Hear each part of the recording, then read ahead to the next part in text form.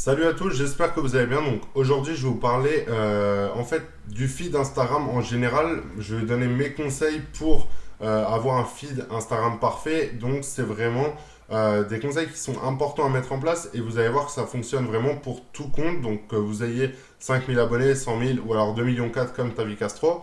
Donc j'ai pris deux exemples de comptes. Un influenceur qui a 2,4 millions comme j'ai dit, Tavi Castro, qui est dans le fitness et qui gère une boutique en ligne qui vend des débardeurs, des t-shirts en rapport avec le fitness, et une autre influenceuse qui, elle, est plutôt dans les voyages, dans les chevaux, dans vraiment des visuels vraiment jolis. Et comment dire, je voulais vous en fait parler de la différence des deux comptes avec l'influence aussi qui est différente parce que derrière il faut vraiment prendre en compte le fait que cette personne-là ait 100 000 abonnés et l'autre personne ait 2,4 millions.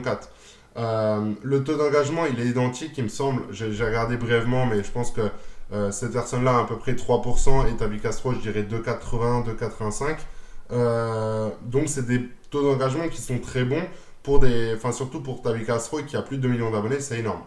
Là, on peut voir déjà, juste avant, que Tabi Castro utilise aussi un lien Linktree, donc c'est pas pour rien que je le conseille et je le conseille pas à tout le monde. Moi, personnellement, ça m'arrive de ne pas l'utiliser quand j'ai pas de redirection à mettre en place. Si j'ai juste une boutique, et ben dans ce cas-là, je mets une boutique.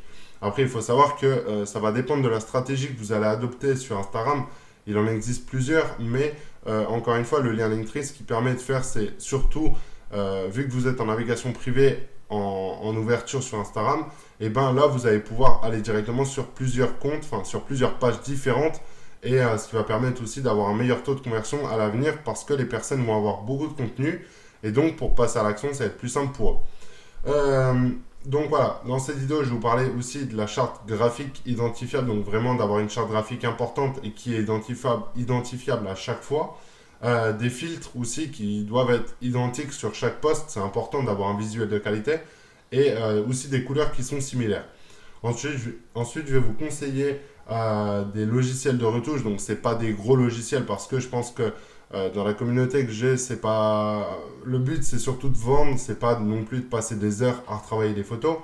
On n'est pas photographe et encore moins monteur et on va pas s'amuser à passer 3 à 4 heures sur une photo pour faire des retouches. Ensuite, je vais vous conseiller différentes photos et je vais vous déconseiller aussi certaines choses qui peuvent rentrer en compte. Donc, on va commencer dès maintenant sur la charte graphique.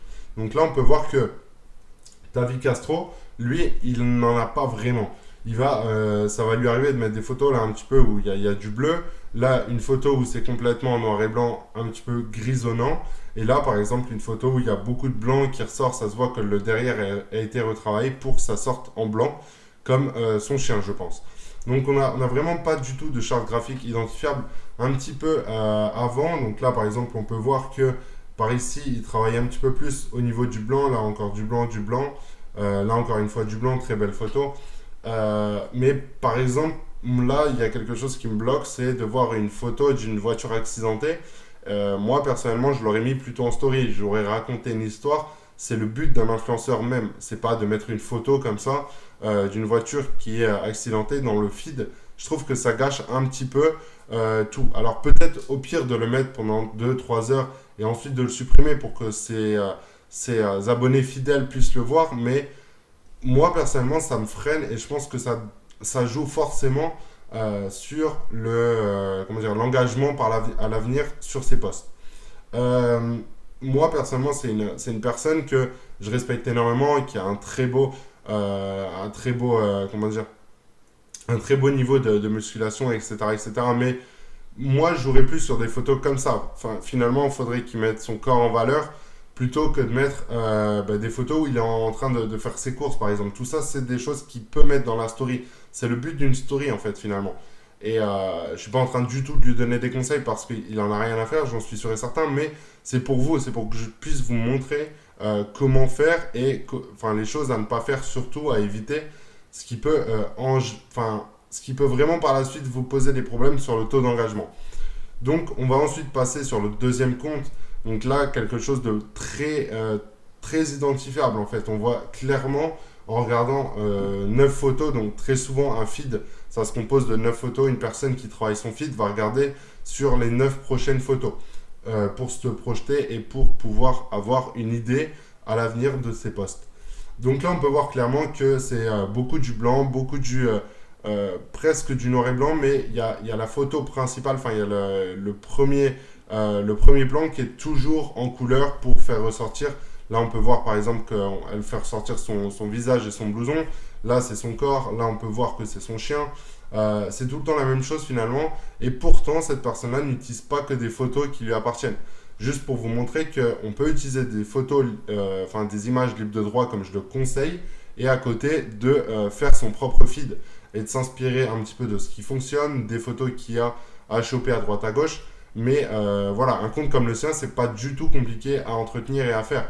Il suffit vraiment de voyager 4 fois dans l'année, de faire 50 photos à chaque fois, et voilà, on a le feed Instagram fait pour un an. Donc c'est juste pour vous montrer un petit peu que c'est pas non plus sorcier de travailler son feed, et pourtant c'est ultra important. Je vois beaucoup de marques qui ne le font pas. Et pourtant, quand on voit une marque avec un visuel qui a un aspect vraiment professionnel sur les réseaux sociaux, ça donne beaucoup plus envie d'acheter et de se projeter avec le produit. Ensuite, je vais vous donner aussi les logiciels que j'utilise ou que j'ai utilisés auparavant pour modifier les photos. Donc ça va dépendre de votre plateforme. Si vous êtes sur mobile, je vous conseille Lightroom, donc c'est une application gratuite, c'est Adobe qui l'a fait. Et vous allez pouvoir modifier vos photos avec un template fait de base, et ensuite vous allez pouvoir réutiliser toujours les mêmes paramètres par défaut pour vos prochaines photos. Donc ça va être un gain de temps, ça va être aussi un gain au niveau de l'aspect visuel. Pour les personnes qui sont sur PC, je vous conseille l'application Canva du coup. C'est une application gratuite, je la conseille souvent. Et franchement, elle permet de faire des très belles photos. Moi, ce que je faisais sur Canva, c'est que je prenais un template qui me semblait très propre et que j'avais envie de réutiliser par la suite. Et j'importais juste ma photo dessus.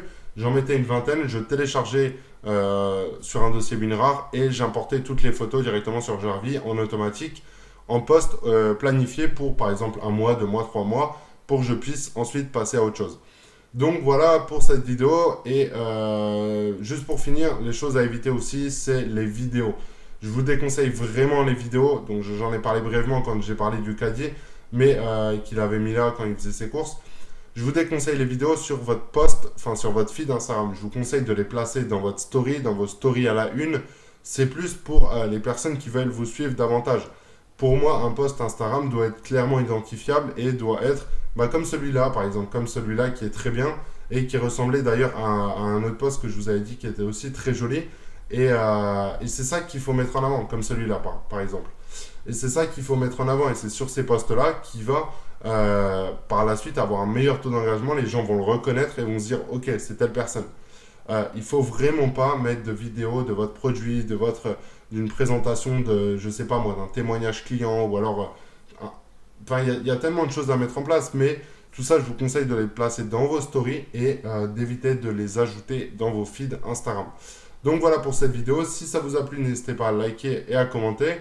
Pour les personnes qui voudraient en savoir plus sur Instagram, j'ai sorti une formation offerte et une formation payante. Donc tout est dans la description et il vous suffit d'ouvrir la description et de cliquer. Vous en saurez plus sur Instagram. Donc voilà, je vous souhaite une très bonne journée et je vous dis à très bientôt. Ciao, ciao!